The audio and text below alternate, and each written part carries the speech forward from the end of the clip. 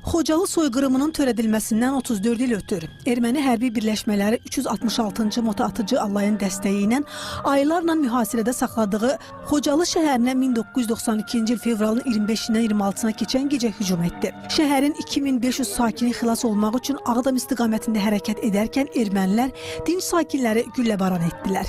Kütləvi qırğın nəticəsində 63 uşaq, 106 qadın, 70 qoca olmaqla 613 nəfər Xocalı sakininin həyatına son qoyuldu. 475 nəfər şikəst oldu. 8 ailə bütünlüklə məhv edildi. 25 uşaq hər iki valideynini, 130 uşaq isə valideynlərindən birini itirdi. 1275 dinc sakin əsir götürüldü.